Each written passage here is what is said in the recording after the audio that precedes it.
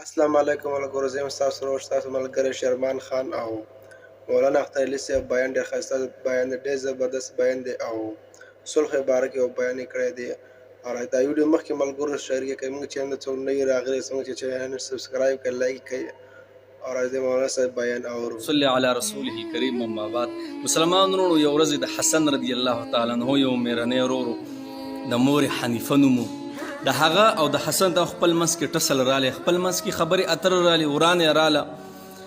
نو د حنیفې د زوی حسن ته خط لیکي: ای حسن زما وروره، وایي تا ته خو پته ده که نه چې زمونږ نیکه څه فرمایلي دي، چا چې د چا سره نالګي شوه، د دوو کسانو یو بل سره نالګي شو، چا پې پهل وکړو، ورمخکې شو، پې ټولې ګیلې مانې ختمې کړې، پرېږده زه ګناهګار خو ته په حق یې. حسنه ګورې هغه سبقت یوړو، هغه درجه یوړه. وایي حسنه زما ستا نالګي شوې ده او زه تاله در روان یم، نو که چېرې زه تاله درلم که نه نو زما درجه به په تا باندې سیوا شي. ګورې او زه دا نه غواړم چې د حنیفې د زوی درجه د فاطمې په زوی باندې سیوا شي. داسې چل وکړه ته ماله راشه، تاریخ ګواه دی. وایي حسن رضی الله عنه خپل به خپې او سر تورو او چې کله خط یې وکتو که نه نو په منډه منډه لاړې خپل ورور له ورته غاړه وت او ټولې ګیلې مانې ختمې کړې. نبی علیه الصلاة والسلام فرمایي د دوو کسانو یو بل سره نالګي شو، پهل یې پې وکړو، ورمخکې شو، وایي هغه ګوره درجه یوړه ښه. او نبی اسلام فرمایي څوک چې د دې د وجې نه ورمخکې کېږي نه چې زما به عزت کم شي او ګناه خو د ده ده زما نه ده، او که ورلم ما ته به خلک و چې ته ورلې، وایي کو چېرې د دې روغې د وجې نه د ده عزت کم شو نو زما نه یې تپوس وکړي زه د ده د عزت ذمهوار یم. چا چې د چا سره نه لګي ورمخکې شو، پې پهل به وکړو. اوس ګوره نبي علیه السلام ناست دی او صحابه ټول ناست دي. اوس به وایي یو جنتي راشي، یو کس رالی د ګیرې نه اوبه څاڅي او چپړې ځان سره نیولي په اظهار کېښودو. په سبا له بیا نبي اسلام فرمایي اوس په بیا یو جنتي راشي. په بله ورځ بیا نبي اسلام فرمایي اوس په بیا یو جنتي راشي. 3 ورځې مسلسل نبي اسلام فرمایله. اوس په دې صحابو کې یو کس ناست دی، عبدالله ابن عمر ابن عاص رضی الله تعالی عنه. دا داسې عبادت ګزاره صحابي و که نه چې یو ورځ او شپه کې به قرآن مجید ختمو او ټوله ورځ به یې روژه وه، ټوله شپه به الله ته ولاړو، د واده په شپه کمرې ته ورننوت او الله اکبر او ټوله شپې تېره کړه. داسې څو شپې تېرې کړې، ورځې تېرې کړې. بیبي راله نبي علیه السلام ته عرض کړې د الله رسوله، وایي دا زما د خاوند ما باندې حق نشته. وایي ولې؟ دغه شان حساب کتاب دی. نو نبی علیه السلام عبدالله ابن عمر ابن عاص رضی الله عنه کېنو او وایي ورته ستا د بدنم پتا حق دی، ستا د ښځې پتا حق دی، دا ته څه کې؟ نبی علیه السلام ورته فرمایي د 3 ورځو نه مخکې قرآن نه ختمې او یو ورځ به روژه کې، یو ورځ به بوزه کې. دا داسې صحابي په دې محفل کې ناست و چې بل صحابي به عبادت کې مخکې نه پرېښودو. دې صحابي وایي چې ما ته نبی علیه السلام د جنت زیره ورنکو او دته الله نبی اسلام 3 پیرې جنت زیره ورکو او شته نه موجودګي نبی علیه السلام ته معلومیږي. دا خو لوی شخصیت ته جوړي راته ښکاري ټوله شپه په رکوع په تېرئ ټوله شپه په سجده کې تېرئ. داسې کم عمل دی. لاړه میلمه شو، 3 ورځې میلمستوب وکړو او بس شپه کې به رالې اوده به شو، د ورځې به عام روژه به یې نه نیوله. د زړه کې و چې د کم عمل دی چې د دومره مخکې تللی دی.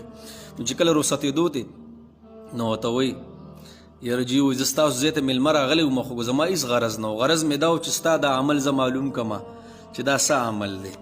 نو هغه ورته وایي ان ارجع عملي عندي ما آتيت احدا بلساني ولا اجد في قلبي قلا لاحد. زړه ته اشاره وکړي، زړه ته وایي دا زړه دی په دې کې مې چاته کینه او بغض نشته او وایي چا چې الله چا له څه ورکړی مال نو وایي زه ورسره پکې بغض او کینه نه کوم. او داسې په شا لاړه او څه وایي د الله په ذات قسم دا عمل دی، د الله په ذات قسم دا عمل دی، دا عمل دی چې ته دې مقام ته رسولی. خو عبادتونو کې دومره مرتبه نشته کم چې زړه صفا ساتل د الله دپاره خلک معاف کول، په دې کې څومره مرتبه ده دا په ډېر خو عباداتو کې ګوره نشته. او روژه د جي 4 کسانو ګوره مغفرت پکې نه کېږي. ما تېره شوې ویډیو په مور او پلار کړې وه. یو پکې هغه دی چې رشتهداري هم فري دي. ګورې نبي علیه الصلاة والسلام چې کله هجرت کو او نو په آخره کې عثمان چابیان یې د هغه لاس کې و د خانه کعبې مبارک یو صحابي دی عثمان، دا د مشهور صحابي نه بلو. عثمان دروازه کولاو کو یو لږ مونځ پکې کومه بیا مې پته نه لګي چې بیا به راځم نه به راځم کله به راځم. عثمان وایي نه کولاوم. عثمان وګوره وخت به مې راشي دا چابیانې به زما لاس کې ګورې. عثمان پسې نن دې وایي کلي کې ځای نشته او نن د پسې خپل کلی نه شو او وباسي دي ورته وایې زمونږ په دې علاقه باندې طاقت راشي.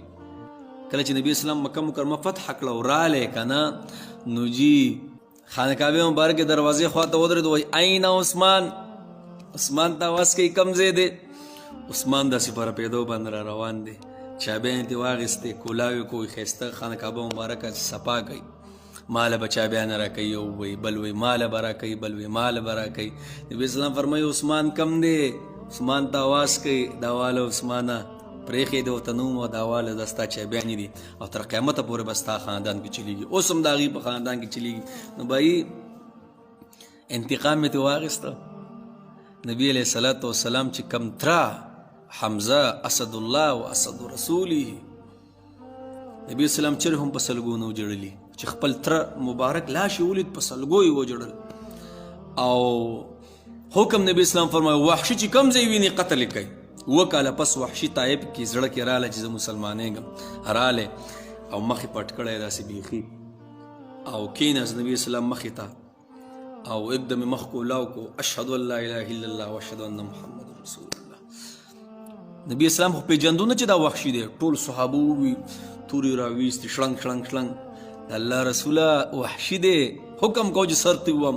نبی اسلام فرمایل بس قتل ورته انت وحشي ابن حرب ته وحشي او د الله رسول زه وحشي تا وایي زما سره تنګ تره دې څنګه وجلی دی. هغه ورته وایي د الله رسول وایي دریو کسانو به سره وتېمه بهر کې خبره اوږدېږي خو نبي علیه السلام ورته وفرمیل ځه تا ازادي. کومې زنانه چې د نبي علیه السلام د تره همزاره ته شونډې مبارکې پوزه غوږونه اینا زړه دی په تار کې پیللي امیل یې اچولی او ګډه شوی و پکې هغه جي مسلمانېږي. نبي اسلام ته پته ولګېده چا ورته وایي د الله رسول وایي د مکې مکرمې زنانه مسلمانېږي راشه پلاني ځای کې ناستې دي. اوس هندي ځان پټ کړی دی بیخي. نبي اسلام فرمیل ما سبا یو زنانه خبره کوي دا ور مخکې شوه خبرې اترې ورسره کولې داسې د خولې نه خبره ووته چې ښکاره شوه چې ته هندی. نبي اسلام ته فرمایي انت هند بنت عتبه ته هندی د عتبه لور.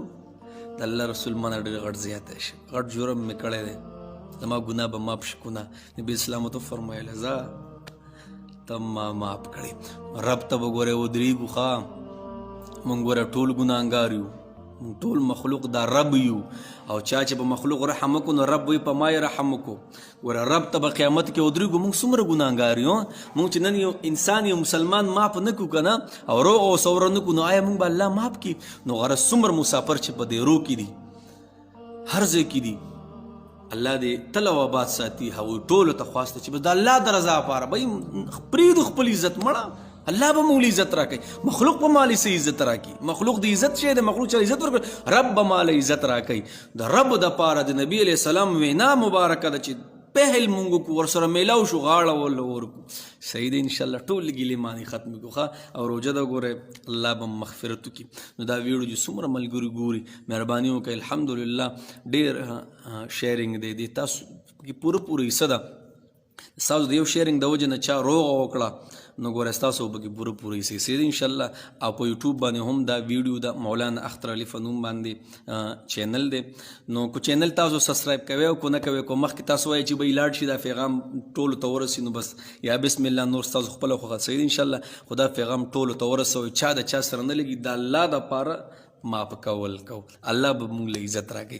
دانه چې را پرېوځي که نه او خاورو کې خاوره شي نو بس بیا تې الله 700 ګونه سازي صحیح دی انشاءالله. د الله دپاره ماپ وخه واخر دعوانا ان الحمدلله.